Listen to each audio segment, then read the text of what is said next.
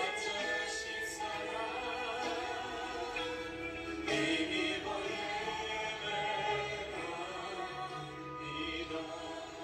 우리 다시 한번 찬양하며 나아갑시다. 주의 보좌로 나갈 때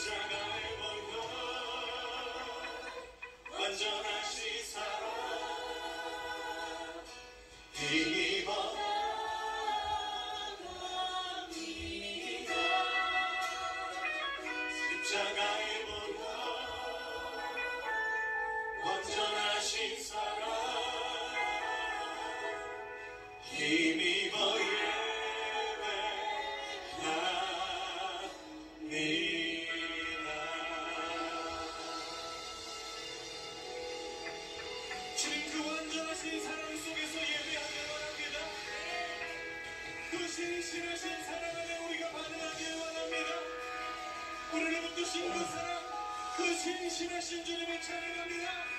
할렐루야. 우리를 붙드신 그 사랑 앞에 우리 감사의 영광의 박수 올려드립시다. 할렐루야. 주의 그 사랑 그것을 지혜. 할렐루야.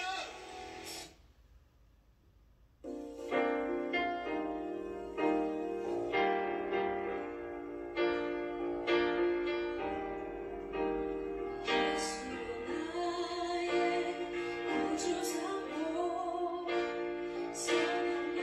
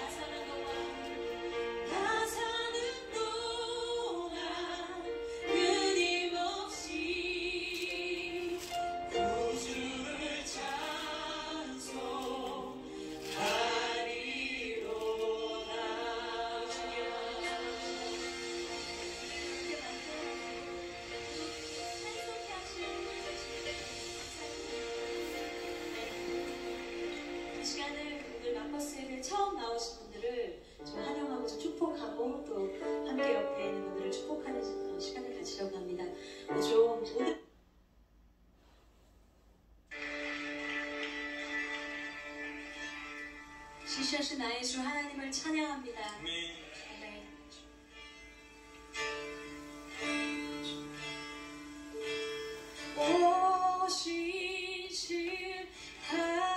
오신실하신 주 내 아버지여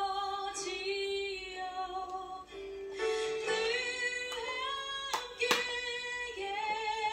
계시니 두려움 없네. 그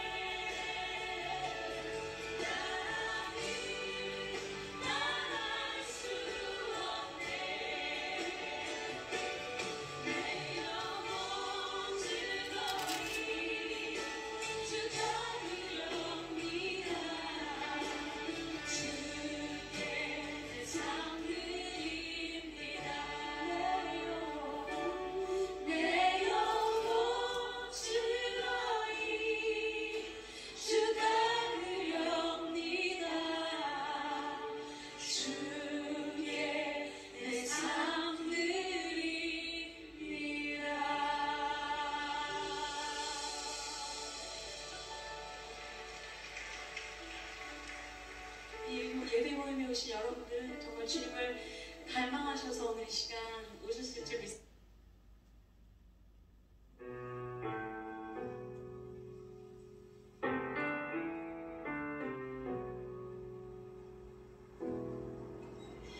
이 세상에 근심된 일이 많고 참 평안을 몰랐구나. 내 주 예수 나오라 부르시니 고 평안히 쉬리로다.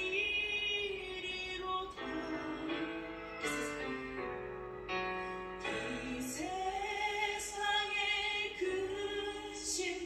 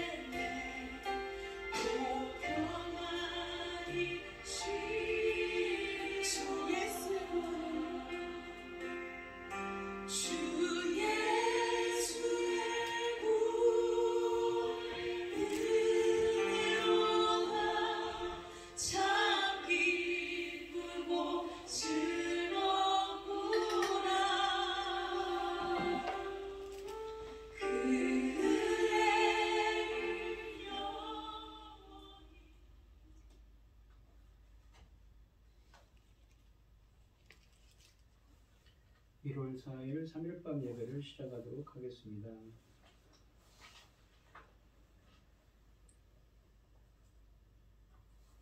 사도신경 하시고 신앙 고백하시겠습니다. 전능하사 천지를 만드신 하나님 아버지를 내가 믿사오며 그 외아들 우리 주 예수 그리스도를 믿사오니 이는 성령으로 잉태하사 동정녀 마리아에게 나시고 본디오 빌라도에게 고난을 받으사 십자가에 못 박혀 죽으시고 장사한 지 사흘 만에 죽은 자 가운데서 다시 살아나시며 하늘에 오르사 전능하신 하나님 편에 앉아 계시다가 저리로서 산 자와 죽은 자를 심판으로 오시리라. 성령을 믿사오며 거룩한 공예와 성도가 서로 교통하는 것과 죄를 사하여 주시는 것과 몸이 다시 사는 것과 영원히 사는 것을 믿사옵나이다. 아멘. 찬송가 330장입니다. 330장입니다.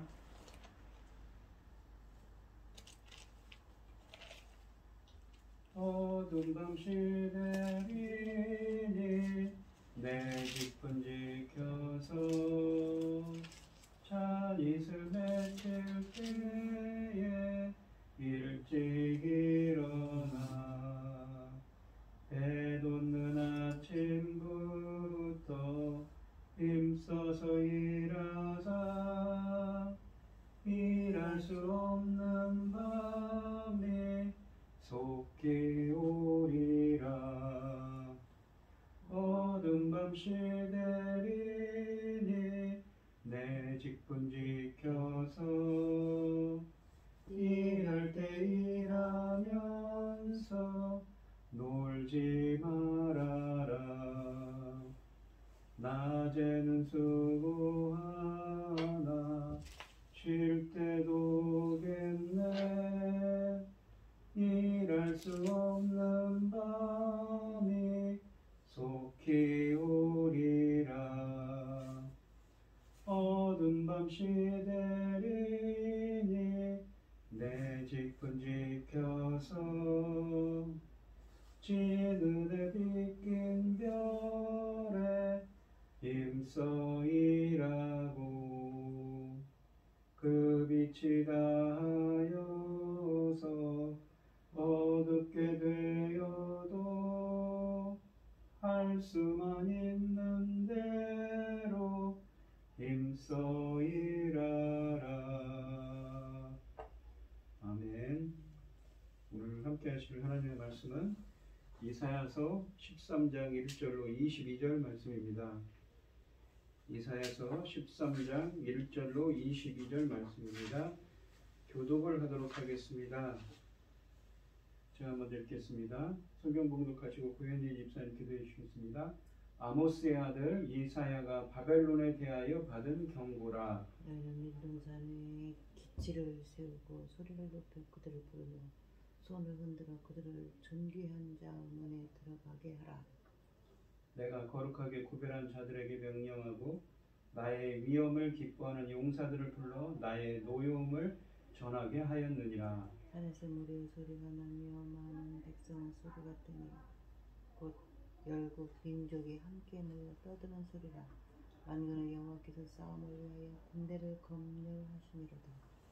우리가 먼 나라에서 하늘 끝에서 왔으며 곧 여호와와 그의 진노의 병기라. 온 땅을 멸하러 함이로다. 너희는 회복할 때다. 여호와의 날이 가까웠으니 잡는 자에게서 멸망이 임할 것이니로다. 그러므로 모든 손에 힘이 풀리고 각 사람의 마음이 녹을 것이라. 그들이 노래하며 괴로움과 슬픔에 사로잡혀 회사님 임박하는 자같이 고통하며 서로 보고 노래하며 얼굴을 불꽃 같으리로다. 보라, 여호와의 날 곧 잔혹히 분냄과 맹렬히 노하는 날에 이르러 땅을 황폐하게 하며 그 중에서 죄인들을 멸하리니 하늘의 별들과 별의 무리가 그 빛을 내지 아니하며 해가 돋아도 어두우며 달이 빛을 비추지 아니할 것이로다. 내가 세상의 악과 악인의 죄를 벌하며 교만한 자의 오만을 끊으며 강포한 자의 거만을 낮출 것이며 내가 사람을 순금보다 희소하게 하며 인생을 오비를 금보다 희귀하게 하리로다. 그러므로 나 만군의 여호와가 분하여 맹렬히 노하는 날에 하늘을 진동시키며 땅을 흔들어 그 자리에서 떠나게 하리니 그들이 쫓길 모으나 모으는 자 없는 양같이 각기 자기 동족에게로 돌아가며 각기 분향으로 도망할 것이나 만나는 자마다 창에 찔리겠고 잡히는 자마다 칼에 엎드러지겠고 그들의 어린아이들은 그들의 목전에서 매어 침을 당하겠고 그들의 집은 노량을 당하여 그들의 아내는 욕을 당하리라. 보라 은을 돌아보지 아니하며 금을 기뻐하지 아니하는 베댓 사람을 내가 충동하여 그들을 치게 하리니 베델 사람이 활로 청년을 쏘아 죽이며 태의 열매를 긍휼히 여기지 아니하며 아이를 애석하게 보지 아니하리라. 열국의 영광이요 갈대아 사람의 자랑하는 놀이개가 된 바벨론이 여호와 하나님께 멸망당한 소돔과 고모라 같이 되리니 그곳에 거주할 자가 없겠고 거주할 사람이 대대 없을 것이며 아라비아 사람도 거기에 장막을 치지 아니하며 목자들도 그곳에 그들의 양떼를 쉬게 하지 아니할 것이며 오직 들짐승들이 거기에 엎드리고 부르짖는 짐승이 그들의 가옥에 가득하며 타조가 거기에 깃들이며 들량이 거기에서 뛸 것이요 그의 음성에는 승냥이가 부르짖을 것이요 화려하던 음전에는 들깨가 올 것이라 그의 때가 가까우며 그의 날이 오래지 아니하리라. 아멘. 기도하겠습니다. 감사함으로 그의 문에 들어가며 찬송함으로 그의 궁중에 들어가서 그에게 감사하며 그의 이름을 송축할지어다. 여호와는 선하시니 그의 인자하심이 영원하고 그 성실함이 대대 이르리로다. 아멘. 천지 만물을 지으신 전능하신 하나님 아버지, 어리석고 보잘것없는 저희를 자녀 삼으시고 아버지의 사랑 가운데 살게 하심을 감사드립니다. 어지럽고 복잡한 이 세상에서 이 시간 하나님께 예배드릴 수 있도록 인도하셨으니 감사합니다. 전능하신 하나님 아버지께서 저희 나라를 이렇게 그토록 사랑하셔서 제사장 나라까지 삼으셨는데 아버지 그 사명에서 아버지 어긋나 있어서 너무너무 죄송스럽습니다. 전능하신 하나님 아버지 긍휼과 사랑을 베푸셔서 아버지 하나님 원하시고 기뻐하신 그 길에 들어가기를 원하오니 아버지 불쌍히 여기시고 도와주시옵소서. 아버지 하나님께서 세우신 정문 같은 귀한 사명 주셨사오니 그 사명 감당하고 아버지 앞에 갈 수 있도록 도와주시옵소서. 전능하신 하나님 지금은 그 어느 때보다도 아버지 귀중한 때 열매 거두는 새 시대를 하나님께서 열고 계시는데 아버지 하나님 우리는 지금 다른 일로 아버지 하나님 나라가 어지럽고 아버지 하나님 또 세계 각국에서는 또 전쟁이 일어나고 있고 그래서 우리는 이런저런 일로 여러 가지로 복잡합니다. 사랑하는 내 아버지 거룩하신 하나님 또 저 북한에서 또 이웃 나라들에서 우리나라들을 힘들게 하고 있습니다. 아버지 하나님 혹시라도 우리가 하나님 앞에 자리를 아버지 제대로 지키지 못해서 이런 일이 생기나 해서 마음에 걱정이 많습니다. 사랑하는 내 아버지 거룩하신 하나님 긍휼과 사랑으로 언제든지 저희들을 이끌어 주시고 아버지 늘 하나님 그 계획 가운데 사랑 가운데 있게 하신 그 사랑을 다시 회복시켜 주셔서 아버지 저에게 맡겨주신 사명을 잘 감당하고 아버지 앞에 갈 수 있도록 도와주시옵소서. 이 어지러운 시대에도 아버지 하나님 천금 같은 열매 거둘 말씀을 들고 강단에 세우신 당신의 사랑하는 눈을 붙잡아 주셨으니 감사드립니다. 그 입으로부터 아버지 하나님께서 열어주시는 그 말씀을 통하여 아버지 하나님 열매로 하나님 기뻐 받으실 열매들이 나올 수 있도록 도와주시옵소서. 전능하신 하나님 아버지 우리는 많은 일들을 겪고 여기까지 왔습니다. 그러나 가장 귀중한 것은 하나님의 열매로 아버지께 드려지는 것입니다. 이 귀중한 때에 아버지 우리는 우리 머리서부터 발끝까지 모든 것을 정돈하고 하나님 기뻐하신 자리에 있으며 하나님 원하시고 기뻐하신 일을 위하여 남은 생애를 아버지 하나님께 잘 바쳐드릴 수 있도록 도와주시옵소서. 이 모든 말씀 억만 죄악 가운데서 우리를 구원해 주신 예수 그리스도 이름으로 기도드리옵나이다. 아멘.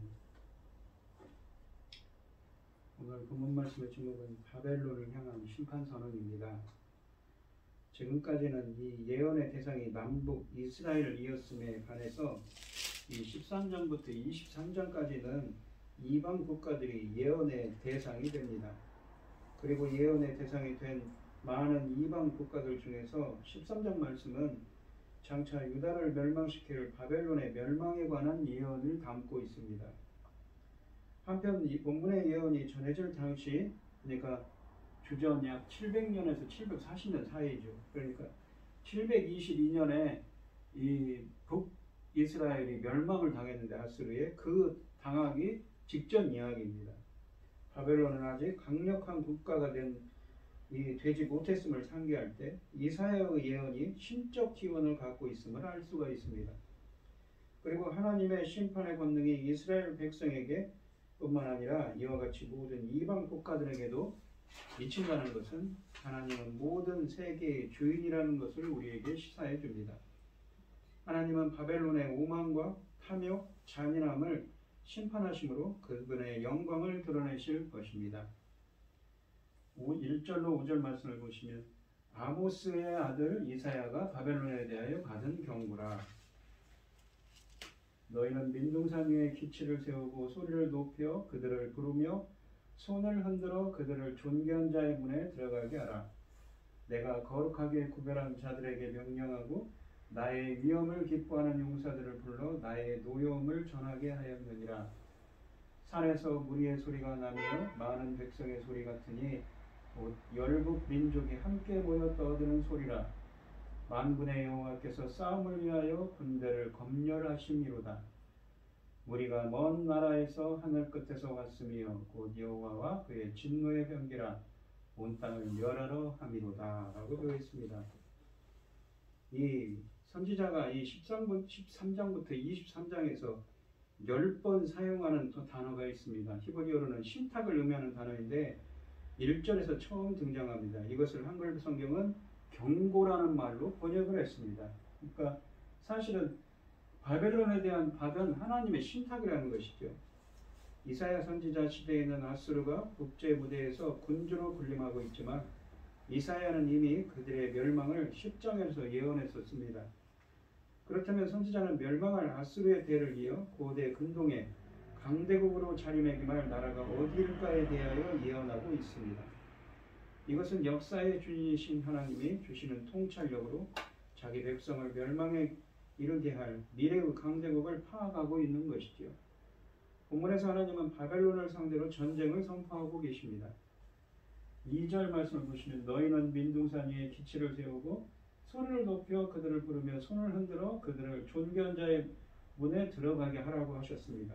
민둥산이라는 것은 벌고숭이 산을 의미하는데 깃발을 세우고 소리를 높여 군인들을 모집하라고 하십니다.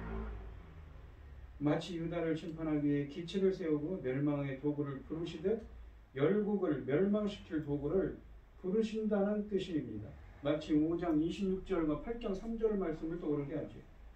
벌고숭이 산에서 일어나는 일은 가려져 있지 않기 때문에 모든 사람이 볼 수 있습니다. 게다가 그 산에 깃발까지 세운다는 것은 세상 모든 사람이 볼 수 있도록 드러내놓고 이 일을 하실 것을 선언하시는 것입니다. 바벨론을 멸망시키시려고 이 군대를 모으는 일은 그 어떤 거리낌도 없고 부도덕한 일도 아닌 떳떳한 것이라는 사실을 우리에게 암시합니다. 바벨론이 억울한 심판을 받게 될 것이 아니라 자신들이 한 행위에 대해 정당한 응징을 받게 될 것을 전제하고 있는 것이지요. 하나님이 군대를 동원하는 일을 묘사하고 있는 2절과 3절 말씀에서 이사야 선지자가 제시하는 이미지는 마치 여호와께서 미리 사람들을 여러 곳에 배치해 놓으신 듯한 느낌을 우리에게 줍니다. 3절에 보시면 내가 거룩하고 구별한 자들에게 명령하고 나의 위엄을 기뻐하는 용사들을 불러 나의 노여움을 전하게 하였느니라 라고 하시죠. 아마 내가 거룩하게 구별한 자들, 이미 내가 거룩하게 구별한 자들과 그들의 사기가 높다는 것 역시 여호와의 치밀한 계획을 암시합니다. 여호와께서 하시는 일은 항상 치밀한 계획과 준비 속에 이루어질 것을 생각하게 합니다. 3절에 나의 거룩히 구별한 자들, 말은 이 바벨론을 심판하기 위해 하나님의 부르심을 입은 군대로서 역사적으로 보면 누구입니까? 메데 바사, 그러니까 메데와 페르시아 연합군을 가리킵니다. 특히 고레스 왕을 지칭하는 말이지요. 이 군대는 여호와께서 직접 징병하셨습니다.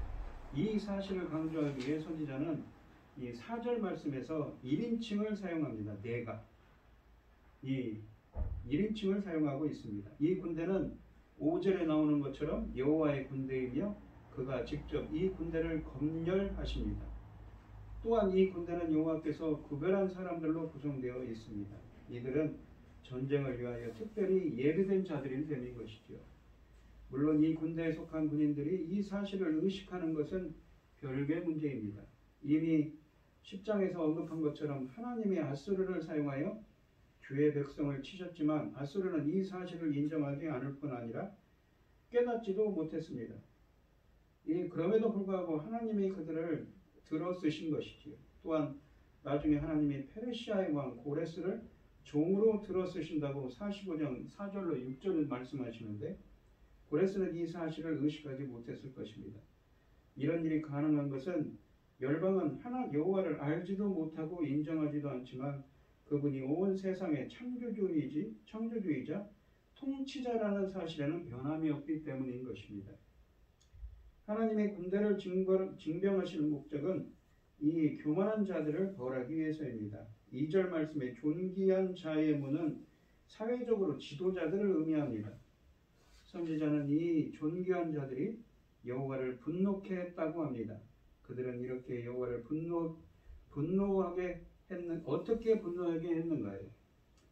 이사야는 2장 말씀에서 이미 하나님이 교만한 자를 어떻게 생각하시는가를 밝힌 적이 있습니다. 3절의 의미는 이 하나님이 세상의 교만을 심판하신다는 경고입니다.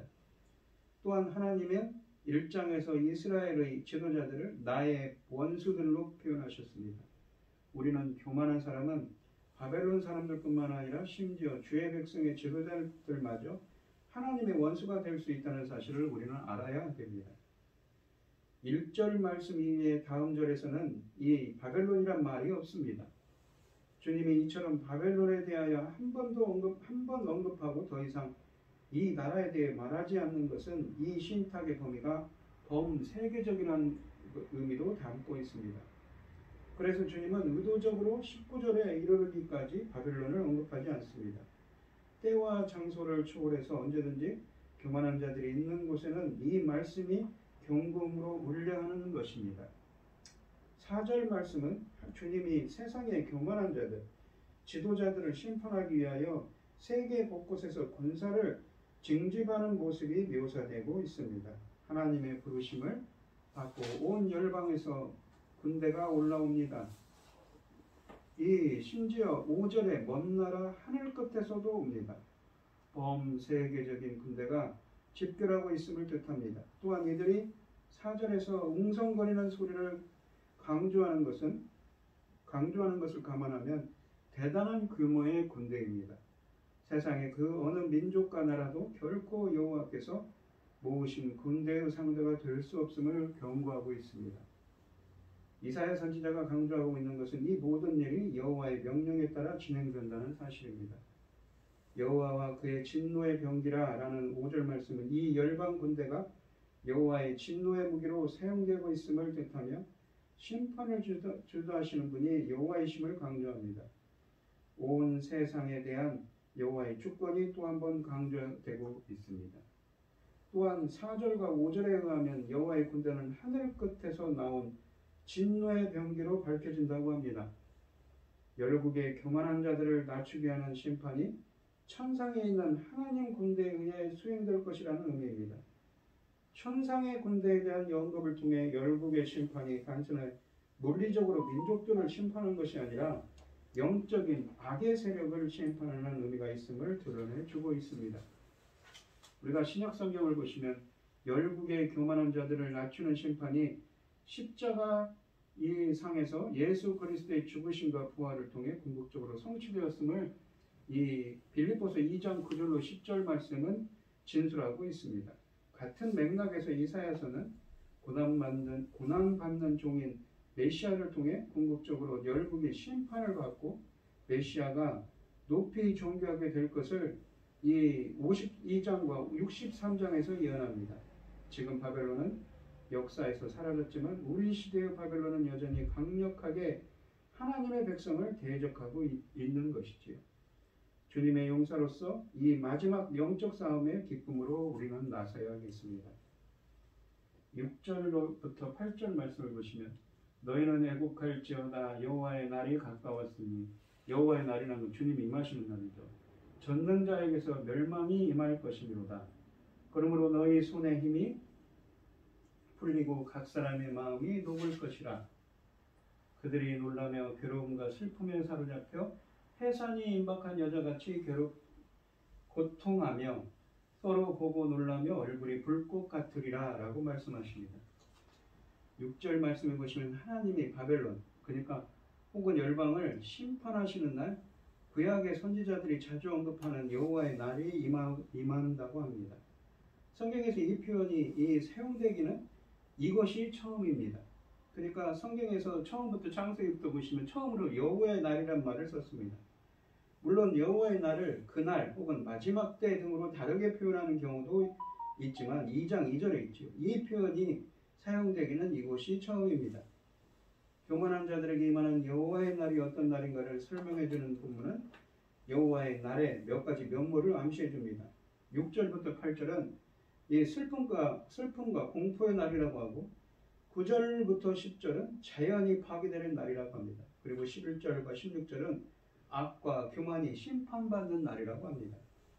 신약성경에서는 여호와의 날은 종말론적 관점으로 승화되었습니다. 이 날은 심판의 날이요 구원 완성의 날이기도 합니다. 이 전능자에게서 온 멸망이라고 하시는데 전능자는 모든 일을 할 수 있는 Almighty, 전지전능하신 분이시죠. 하나님의 원하신 능력을 강조하는 이름입니다. 그분의 능력은 인간의 것과 다르며 인간이 가장 연약할 때 가장 강하게 나타납니다. 그러므로 우리가 연약함을 고백하는 것은 우리의 약점을 드러내는 일이기보다는 전능자의 능력이 온 세상에 드러나게 하는 일이라고 할 수 있습니다. 전능자의 능력이 세상에 드러날 시간이 임박할수록 사람들의 손에 힘이 풀리고 마음이 녹을 것이라고 7절에 말씀하십니다. 성경에서 자주 손은 사람의 외부적인 행동을, 마음은 사람의 내적인 생각, 사상을 의미하는데 사용됩니다. 즉 여호와의 날이 임하면 사람이 내적으로 또한 외적으로 총체적으로 넋을 잃는 현상을 설명하고 있는 것이지요. 공포와 괴로움에 사로잡힌 사람들이 겪는 고통은 마치 해산하는 여인의 고통과 같을 것이라고 8절에 말씀하십니다. 일반적으로 해산의 고통은 생명 탄생을 위한 소망적인 고통이지만 여기서는 생명 탄생과 상관없는 이 사람들이 당할 고통의 수임만을 강조합니다. 해산의 고통은 인간이 경험할 수 있는 가장 큰 고통 중 하나입니다. 이날 사람들은 엄청난 고통을 당하게 될 것을 우리에게 암시하고 있습니다. 또한 8절에 보시면 이런 고통을 경험하는 사람들이 모두 놀라 서로 쳐다보고 얼굴이 불꽃 같게 된다고 합니다. 얼굴이 불꽃 같게 된다, 다투리로다 라는 표현은 공포에 질리거나 혹은 두려워하며 땀을 뻘뻘 흘리는 의미입니다. 그동안 수없이 경고를 받았음에도 불구하고 하나님을 따르기를 거부했거나 보류했던 사람들이 자신들의 무유부단함과 자신들이 얼마나 엉뚱한 것을 의지해왔는가를 의식하면서 괴로워하는 모습이지요. 선지자 시대에, 그러니까 이사야 선지자 시대에 여호와의 날을 기다렸던 사람들이 많았습니다. 그들은 그날이 오면 자신들에게는 오직 하나님의 위로와 회복만이 찾아올 줄 알았습니다. 이런 상황에서 이 아모스 선지자처럼 이사야 선지자도 이 여호와의 이 날은 두려운 날이라는 사실을 우리에게 강조하고 있습니다. 우리 그리스도인은 흔히 예수님이 다시 오실 날을 소망하며 산다고 고백합니다. 그러나 우리가 진정 주님의 재림을, 다시 오심을, 파루시아, 주님의 강림을 강림하고 있는지 정작 두려워하고 있는 것은 아닌지 생각해 보아야 합니다. 여호와의 날은 주님의 뜻에 순종하며 살지 않는 사람들이 두려워해야 하는 날이기 때문인 것이죠. 9절부터 10절 말씀을 보겠습니다. 보라, 여호와의 날 잔혹히 분냄과 맹렬히 노하는 날이 이르러 땅을 황폐하게 하며 그 중에서 죄인들을 멸하리니 하늘의 별과 별 무리가 그 빛을 내지 아니하며 해가 돋아도 어두우며 달이 그 빛을 비추지 아니할 것이로다 라고 되어 있습니다. 9절 말씀해 보시면 온 우주의 자연과 인간들이 파괴되고 재고시를 못하는 날이 되었습니다. 10절에서는 하늘을 채우고 있는 해와 달과 별이 빛을 발하지 못해 어두움이 세상을 가득 채우고 있습니다. 이사야 선지자는 이 여호와께서 세상을 심판하시는 날은 혹독한 어둠의 날이라고 했습니다. 5장 30절에 있지요. 또한 출애굽 때 이집트에 내려졌던 10가지 재앙 중 9번째는 어둠이었습니다. 이와는 대조적으로 하나님이 천지를 창조하실 때 제일 먼저 빛을 만드셨습니다. 또한 하나님은 빛이십니다. 그러므로 세상을 심판하실 때 은혜의 빛을 소멸하시고 대신 어두움을 빛을 거두시고 어두움으로 세상을 채우시는 것은 당연한 일인 것입니다. 11절부터 16절 말씀을 보시면 내가 세상의 악과 악인의 죄를 벌하며 교만한 자의 오만을 끊으며 강포한 자의 거만을 낮출 것이며 내가 사람을 순금보다 희소하게 하며 인생을 오빌의 금보다 희귀하게 하리로다. 그러므로 나 만군의 여호와가 분하여 맹렬히 노하는 날에 하늘을 진동시키며 땅을 흔들어 그 자리에서 떠나게 하리니 그들의 쫓긴 노루가 머무는 자 없는 양같이 각기 자기 동족에게로 돌아가며 자기 본향으로 도망할 것이나 만나는 자마다 창에 찔리겠고 잡히는 자마다 칼에 엎드러지겠고 그들의 어린아이들은 그들의 목전에서 매어침을 당하겠고 그들의 집은 노략을 당하겠고 그들의 아내는 욕을 당하리라 라고 하십니다. 이 11절 말씀에 내가 보라매로 번역한 히브리어 동사는 문자적으로 내가 방문하다 파카드입니다. 그러니까 이 단어의 근본적인 의미는 심판을 위한 하나님께서 방문을 하신다는 말씀입니다. 그러므로 6절과 9절에 있는 여호와의 날이라는 표현은 여호와께서 세상을 방문하시는, 세상에 임하시는 날입니다. 그러니까 여호와의 날에 주님이 임하시면 어떤 일이 벌어집니까? 한쪽에서는 구원이 일어나고 한쪽에는 심판이 일어나죠. 그날의 세상은 온갖 통곡 소리로 가득 찰 것입니다. 11절 말씀에서 다시 한번 교만과 오만이 하나님을 진노하게 하는 죄라는 것을 강조합니다. 여호와의 이 파괴의 날의 목적이 교만한 자를 멸하는 데 있음을 분명히 하고 있는 것이지요. 11절에서 세상과 악인들 이 두 단어를 한꺼번에 사용하는 것은 이 심판이 무분별하게 아무에게나 행해지는 것이 아니라 이 죄인들에게만 임하는 것을 암시합니다. 즉 의인들은 이 날을 두려워할 필요가 없다는 것이지요. 12절 말씀해 보시면 심판이 얼마나 혹독한지 남은 자들이 금보다 귀합니다. 사람들 대부분이 죽을 것을 뜻합니다. 그러니까 이 금보다 귀할 정도로 사람들이 희귀하게 된다는 것입니다. 오빌이라는 곳에 위치는 확실치 않으나 가장 귀중한 금으로 유명한 지역이라고 열왕기상 9장 28절 등에 말씀하십니다. 남은 자들이 세상에서 가장 존귀한 금보다 더 귀해질 정도로 거의 모든 사람이 죽을 것입니다. 또한 13절에서 이 하나님이 하늘을 진동시키며 땅을 흔들겠다고 하시는데 이 말씀의 기본적인 취지는 천지 창조의 가장 기본적인 틀인 하늘과 땅을 흔들겠다는 것입니다. 그만큼 강도 높은 심판을 의미하는 것이죠. 여기서 흔들린다라는 의미로 쓰여진 히브리어 동사는 라시라고 하는데 예레미야 등에서는 열국의 심판으로 이 창조 질서가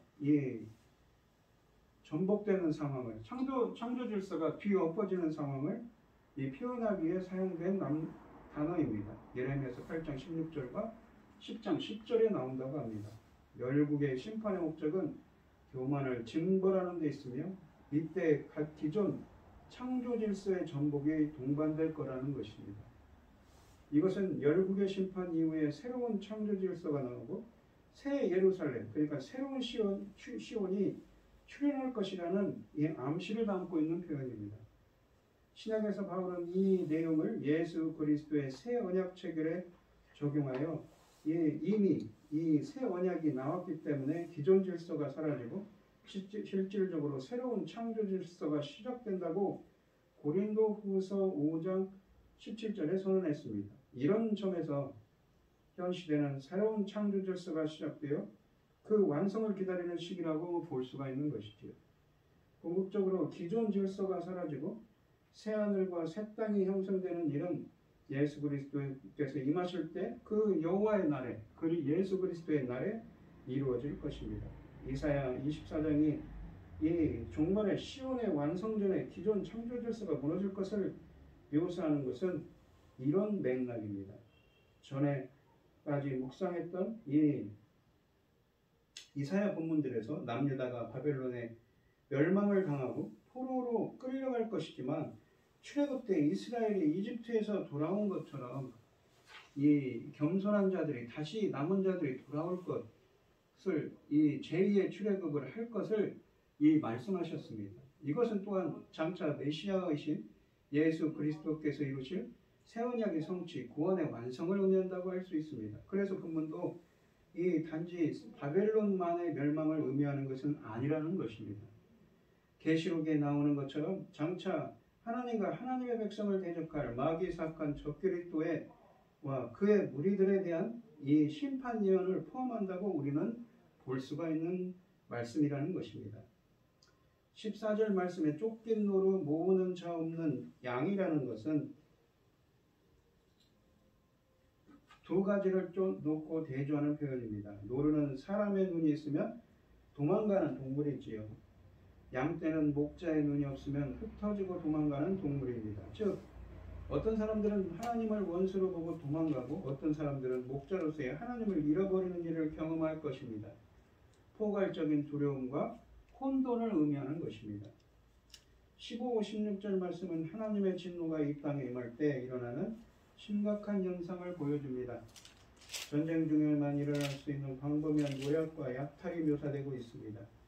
이 군대는 피해 목마름을 그대로 드러내는 잔인한 군대입니다. 12절에서 그날이 오면 사람들이 모두 죽을 것이기 때문에 남은 자가 얼마나 귀하게 될 것인가를 말했습니다. 여기서는 어떻게 그렇게 되는가라는 질문에 답합니다. 참혹한 전쟁이 그렇게 만들 거라는 것이지요. 여자들은 강간을 당하고 아이들은 매어침을 당한다고 16절에 쓰여져 있습니다. 매어침이라는 것은 고대 근동에서 아이들을 죽이는 방법인데 아이들을 자루에 넣어서 혹은 넣지 않고 바위에 내리치는 거라고 합니다. 참혹한 일이지요. 본문은 사람의 탈을 쓴 자들이 이렇게 잔인할 수 있을까라는 질문을 우리에게 하게 합니다. 그러나 이것이 하나님을 대적한 자들이 앞으로 맞닥뜨릴 현실이라는 것입니다. 17절로 22절 말씀을 보겠습니다. 보라, 은을 돌아보지 아니하며 금을 기뻐하지 아니하는 메대 사람을, 메대라는 종족은 페르시아와 메대라는 나라가 있었는데 바삭, 그러니까 페르시아는 나라가 나중에는 페르시아로 합해지죠. 메대 사람을 내가 충동하여 그들을 치게 하리니 메대 사람이 활로 청년을 쏘아 죽이며 태의 열매를 긍휼히 여기지 아니하며 아이를 애석하게 보지 아니하리라. 그러니까 메대 페르시아 연합군이 이 바벨론을 멸망을 시킵니다.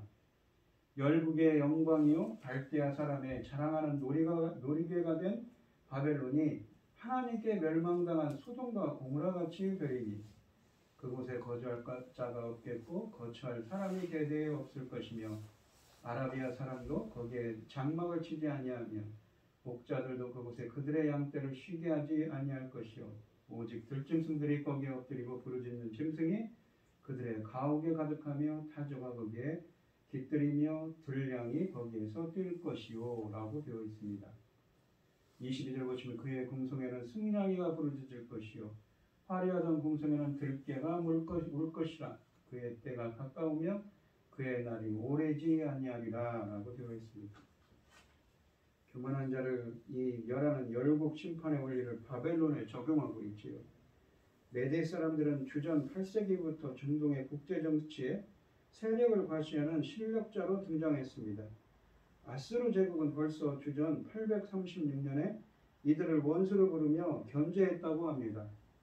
아수르가 메대를 상대로 여러 차례 전쟁을 해서 승리한 적은 있지만 메대의 수도 엑바타라는 곳을 점령한 적은 없었습니다. 이 두 나라의 갈등은 오랫동안 지속되다가 드디어 주전 609년에 메대가 바벨론과 합세하여 갈그미스에서 이 아수르 제국의 최후 방어선을 무너뜨렸다고 합니다. 이 전투로 인해 아수르는 영원히 사라졌다고 합니다. 하나님의 아수르를 진노의 막대기로 사용하여 이스라엘을 치신 것처럼 메대를 들어서 아수르를 쳤습니다. 더 나아가 메대는 주전 539년에 페르시아와 합세하여 바벨론을 함락시키게 됩니다. 이때 행한 왕이 누구냐면 고레스 왕이죠. 이 은을 돌아보지 아니하며 금을 기뻐하지 아니하는 메대 사람이라는 17절 말씀의 표현은 메대 사람이 이 바벨론을 침략하는 것은 은금을 빼앗기 위해서가 아니라 억압당한 피압방민들의 복수에서 나온 것임을 보여줍니다. 18절에서 태라는 말은 이 여자의 배, 자궁을 의미합니다. 선지자 이사야 시대에도 메대가 잔인하고 야만적이라는 사실은 이미 국제적으로 알려져 있었던 것입니다. 그러므로 야만성과 잔인성의 상징이 되어버린 메대가 여기서 언급되는 것은 이 바벨론은 결코 이같이 무자비한 침략자들을 상대로 싸우지 못하고 일방적으로 당하게 될 것임을 우리에게 예고하고 있는 것입니다.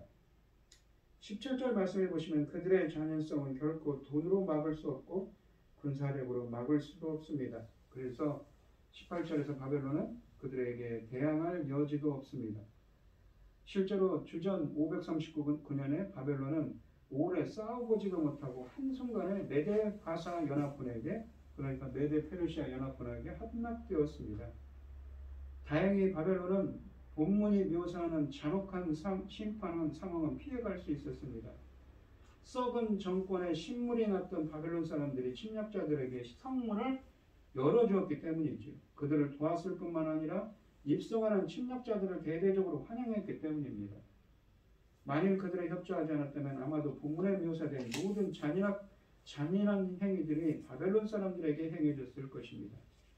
바벨론이 열국의 영광, 갈대아의 자랑하는 놀이개로 19절에 묘사됩니다. 갈대아 사람이란 표현은 남부 바벨론에 있는 한 지방의 이름입니다. 갈대아라는 이름이. 그곳 거민의 이름으로 이 후에 갈대아 왕국의 이 발음과 함께 바벨론이라고 기록하게 되었고 바벨론의 전체 왕국의 이름으로 갈대아라는 이름이 사용되었다고 합니다. 또한 놀이개라는 말은 보석들 같이 하나님이 소중하게 생각하는 것을 의미합니다. 자랑하는 놀이개라는 것은 히브리어 원문으로 번역하면 이 교만의 영화로운 것입니다. 교만의 보석 같은 것이죠. 영광, 놀이개들의 단어들은 그래서 4장 2절과 28장 5절에서 여호와의 숨과 여호와 자신에게 사용됩니다. 그러므로 이러한 표현들이 바벨론에 사용된 것은 무엇입니까? 여호와께서는 자신을 하나님과 같은 위치에 두고 신격화해버린 바벨론의 이 자만을 철저하게 무너뜨리고 계신 것이지요. 인간이 이루어 놓은 영광과 보석의 종말은 겨우 이 정도일 뿐입니다. 여호와는 자신의 영광을 그 노구와 나누시는 분이 아니시기 때문입니다. 바벨론은 어느 정도 파괴될 것인지에 대해 19절 말씀은 바벨론이 경험할 파괴를 소돔과 고모라와 비교합니다. 회생이 불가능한 완전한 파괴를 경험할 것을 예고합니다. 역사적으로 바벨론은 주전 689년에 아수르의 손에 혹독한 파괴를 경험했지만 곧 재건되었습니다. 그러다가 메데 바사 연합군을 이끈 고레스가 주전 539년에 평화롭게 바벨론을 정복했지만 바벨론의 지속된 반란 때문에 다리우스라는 이 왕이 주전 513년에 바벨론을 초토화시켜버렸습니다. 그 후 바벨론은 다시는 발목할 만한 세력이 되지 못했다고 합니다. 그래서 선지자는 20절부터 22절까지 초토화되어 방치돼 바벨론의 모습을 그대로 묘사하고 있는 것이지요. 또한 그의 날이 오래지 아니하리라 라는 표현은 오래지 않아 이 일이 일어날 것을 경고하는 이 말씀으로 22절 말씀으로 이 본문을 마칩니다. 주전 549년에 일어난 바벨론의 멸망은 곧바로 포로 귀환으로 연결되며 이는 이 이스라엘의 회복이 이스라엘의 회복이란 예언 성취로 이어짐으로 역사의 주인공이 하나님이심을 잘 나타내 줍니다. 오늘 본문 말씀을 보시면 세상의 악과 교만을 심판하시는 하나님입니다. 하나님께서는 바벨론을 도구로 쓰셔서 이 남유다를 심판하셨는데 그들의 특징은 폭력과 교만이었습니다. 폭력을 정당하다고 하고 무죄한 자의 피를 흘리면서도 부끄러워하지 않았습니다.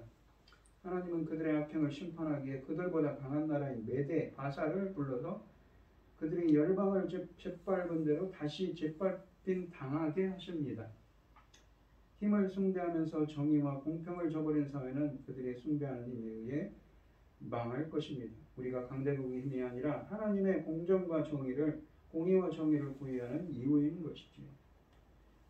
여호와의 날은 바벨론을 심판하시는 날입니다. 악한 권세를 심판하기 위해 전능자가 오시는 날인 것이지요. 그날은 악인에게 놀람과 두려움의 날이지만 하나님을 의지하는 겸손한 자에게는 주께서 그들을 신원하고 구원하시는 기쁨의 날이기도 합니다. 하나님은 역사의 바벨론을 심판하신 것처럼 지금 성도를 대적하는 세상의 음녀 바벨론도 반드시 심판하실 것입니다. 지금 내 모습 이대로도 여호와의 날을 기쁨으로 맞이할 수 있는지 돌아보시고 겸손한 자가 되는 여러분들이 되시기를 바랍니다. 또한 찬란한 문화를 자랑했던 바벨론이 소돔과 고모라처럼 멸망될 것입니다. 그들의 영광은 불과 100년에 지나지 않았습니다. 하늘에 닿으려던 바벨성도 또한 창세기에 나오는 바벨성도 높은 성벽과 성문을 자랑하던 신바벨론 제국도 모두 역사에서 사라졌습니다. 이처럼 세상의 영광은 덧없는 것이지요. 사라질 땅의 영광을 구하지 말고 하늘에 있는 영원한 도성에 우리의 소망을 두시는 여러분이 되시기를 바랍니다. 기도하겠습니다. 하나님 아버지 감사합니다. 세상 영광보다는 세상의 부귀영화보다는 하나님이 주신 그 하늘의 복을 생각하는 저희들이 되게 하여 주시옵소서. 종말론적인 심판과 구원을 말하는 여호와의 날이 임하면 이런 일이 임할 거라고 합니다. 주님이 방문하시는 날, 주님께서 임재하여 주시고 함께하여 주셔서 저희들에게도 이러한 은혜가 함께하여 주셔서 저희들을 신원해 주시고 저희들이 행하는 모든 일 가운데 주님께서 임재하여 주시고 주님의 권능의 손으로 함께하여 주셔서 하나님의 뜻을 이룰 수 있도록 주님 역사하여 주시옵소서. 이 모든 말씀 거룩하신 예수님 이름으로 기도합니다. 아멘.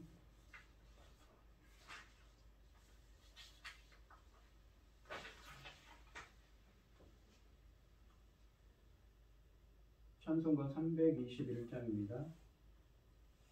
날 대속하신 예수께 내 생명 모두 드리니 늘 진실하게 하소서.